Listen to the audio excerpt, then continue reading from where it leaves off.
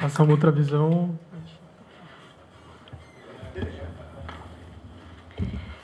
Bem, eu escolhi fazer a minha fala sobre o que eu considero uma indevida caracterização, modo de ver esse conflito como um conflito que se tornou islâmico, porque eu acredito que esse é o maior empecilho para a paz. Justamente por isso. Não tenho exatamente a resposta, mas esse é o maior empecilho, a meu ver. Colocar a emergência islâmica como o grande problema hoje é criar um novo bode expiatório. Se no século XIX os judeus foram bode expiatório do regime carcomido czarista russo, sobre os judeus lançavam os olhares da população para divergir dos próprios problemas do Império czarista, fomentavam, portanto, pogroms. Hoje, mundialmente, a gente tem um bode expiatório mundial, que é o islâmico, o árabe. Quando a gente olha uma cena de árabes ajoelhando no chão para rezar, o que vocês sentem? Muitos sentem medo. Por que medo de pessoas rezando? Porque isso foi colocado na nossa imaginação, no nosso imaginário, através de décadas. E, aliás, agora, que se fortaleceu após a queda da União Soviética, claramente, né, com o fim da Guerra Fria, o novo inimigo, o novo bicho-papão, o que você quiser chamar assim, mas o novo bode expiatório hoje são os islâmicos. E colocar esse conflito como um conflito islâmico, então, turva a visão. Impede que a gente olhe para os reais problemas, que são problemas concretos, problemas que são difíceis de resolver, mas podem ser resolvidos. E chegando, então, a alguns desses problemas, de forma alguma aqui eu vou conseguir ter tempo, espaço para falar de toda a complexidade deles, mas alguns deles, por exemplo, Camp David.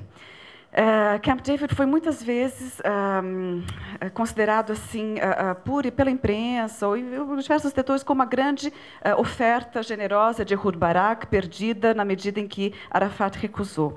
Bom, Arafat talvez alguns regimes colaboracionistas com os Estados Unidos também tenham acusado o Arafat de recusar. Acontece que Arafat não podia aceitar Camp David. Ele seria derrubado em seguida pelo povo palestino, porque Camp David, a questão de Jerusalém, a negociação que Camp David propunha em relação a Jerusalém não era devolver a Jerusalém Oriental ou alguma forma de compartilhar a Cidade Velha. O que se devolvia em Camp David de Jerusalém Oriental eram bairros distantes, né? Não era Jerusalém Oriental. Então, Ehud Barak dizia, estamos propondo a devolução de Jerusalém Oriental. E, na verdade, não era a Jerusalém Oriental. As trocas territoriais também eram bastante problemáticas. E a questão dos refugiados é uma questão que foi, em 1947, estabelecido pela ONU como um direito.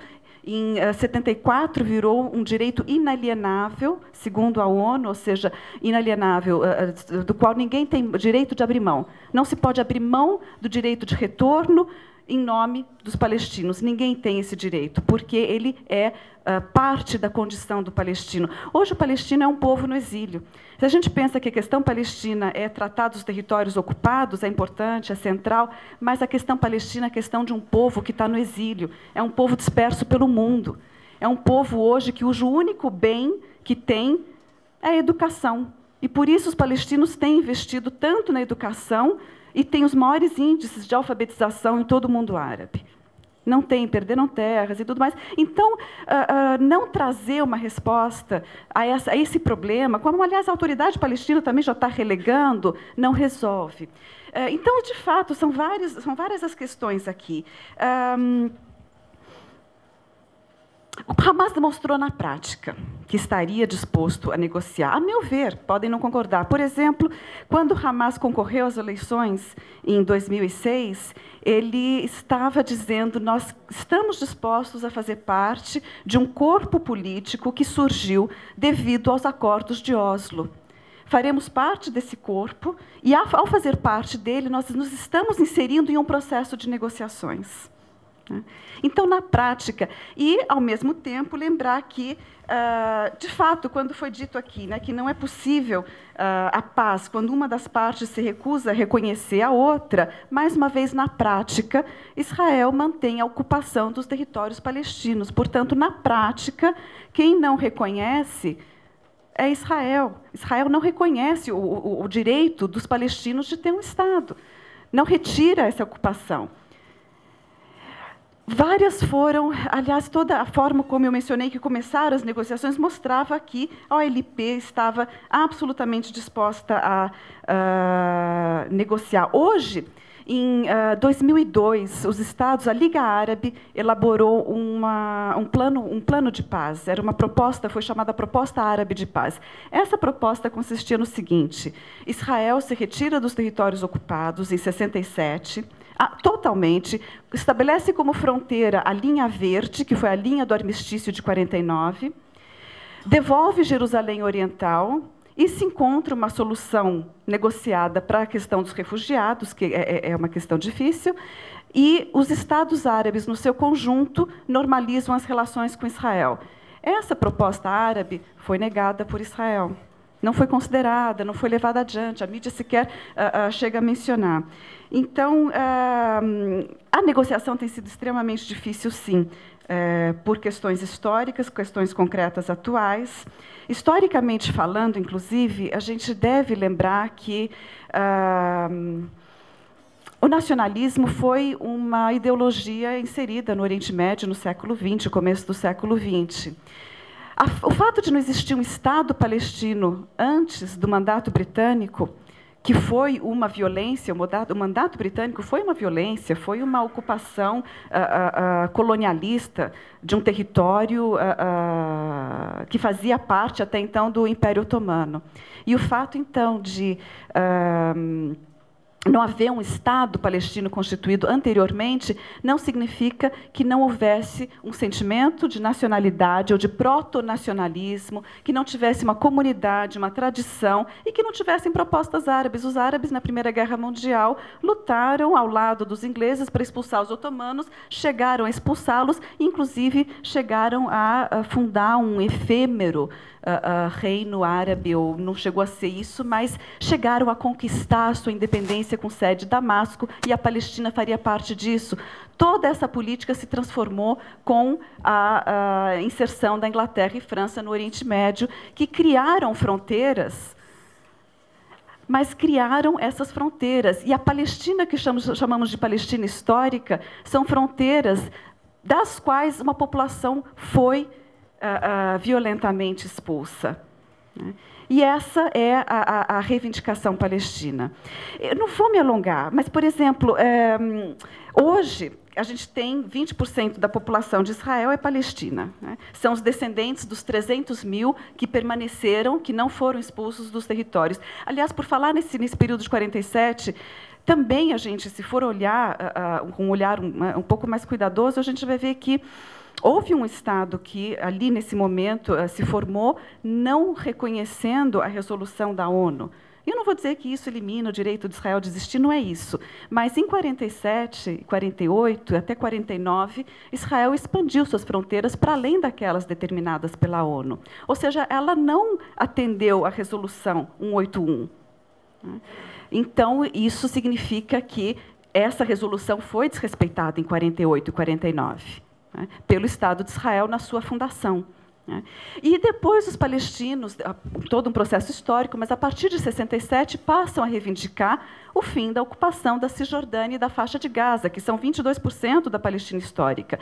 E hoje, o que os documentos vazados e publicados pela Al Jazeera estão mostrando é que a autoridade palestina estaria disposta a aceitar um Estado em menos de 10% da Palestina histórica.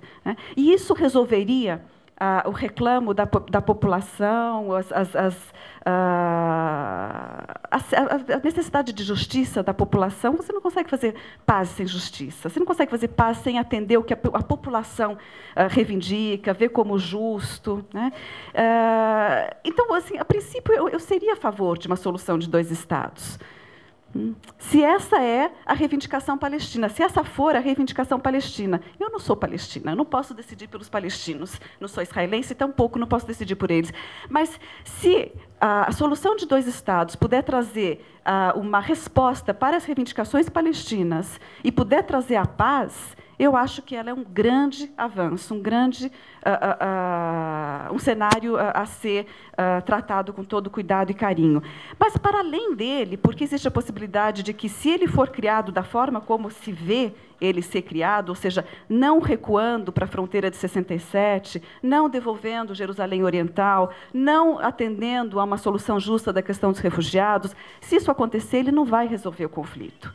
O Estado palestino criado não vai ser um Estado viável, ele vai ser um Estado economicamente subjugado, não vai ser um Estado soberano, os conflitos vão continuar. Então, isso não seria uma solução.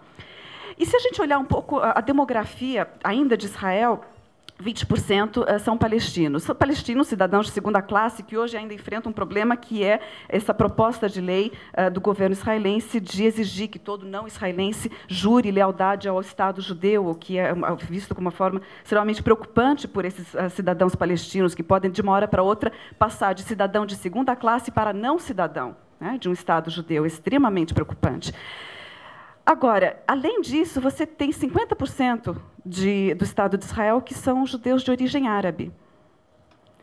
50% de origem árabe, com 20% de palestinos, você tem 70% de Israel que tem uma origem, uma cultura, alguma história em comum com os árabes. E a questão religiosa tem deturpado esse cenário, tem, mesmo na identificação desses 50%, impedido que eles vissem a proximidade cultural que têm com os árabes. Isso, para mim, é um fato interessante, porque traz uma luz, uma esperança, uma possibilidade de solução. Uma solução que talvez, então, não passe pela solução de 2 estados, mas pela criação de um Estado único. Mas isso teria que partir da população. Não poderia ser uma coisa externa, algo que decidíssemos por eles. Mas eu acho que a gente tem que olhar todos esses elementos, olhar os grupos religiosos como grupos que surgiram num cenário específico de falência histórica do nacionalismo laico.